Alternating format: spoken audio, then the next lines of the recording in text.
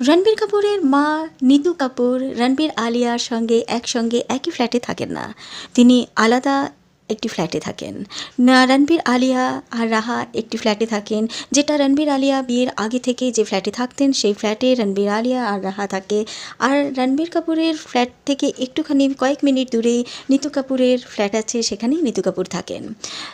ছেলে বউয়ের মধ্যিখানে সে থাকতে চান না, তাই তাদের স্বাধীনতার হস্তক্ষেপও করতে চান না। রণবীর আলিয়া সুন্দরভাবে থাকেন, আর নিতু কাপুর আলাদা সুন্দরভাবে নিজের মতো দিন কাটান। ঋষি কাপুর মারা যাবার পর থেকে নিতু কাপুর ফিল্মের জগতে পা দিয়েছেন, নতুনভাবে নিজেকে তুলে ধরেছেন।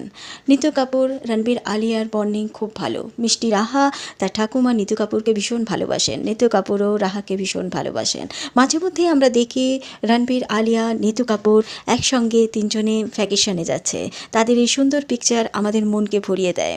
যখন রণবীর আলিয়া ব্যস্ত থাকে তখন ছোট্ট রাহাকে রেখে যায় নিতু কাপুরের কাছে। নিতু কাপুরের দায়িত্বে রাহা খুব সুন্দর থাকে। তাদের দুষ্টু মিষ্টি অনেক পিকচার ভাইরাল হয়, সেগুলো মানুষের মনকে ছুঁয়ে যায়। মিষ্টি রাহা বড় হচ্ছে, তাই তার অনেক পরিবর্তন আসছে মুখের, তাকে দেখতে এখন ভারী মিষ্টি লাগে। ছোট ছোট আনন্দ খুশি এই নিতু কাপুর আর রাহা কাপুরের বিভিন্ন ধরনের পিকচার আমাদের ভীষণ ভালো লাগে।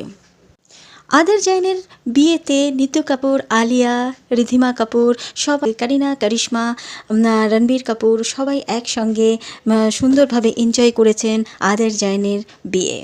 আলিয়া ভাট নিতু কাপুরের বন্ডিংও খুব সুন্দর। নিতু কাপুর একবার আলিয়া ভাট সম্বন্ধে বলেছিলেন, আলিয়া খুব মিষ্টি আর মা হিসেবেও খুব ভালো, রাহাকে সে যত্নে রাখে, সময় পেলেই রাহার জন্য কিছু করতে চায়, খুবই ভালো লাগে। ভিডিওটা ভালো লাগলে একটা সাবস্ক্রাইব করে দেবেন। ততক্ষণের জন্য টাটা।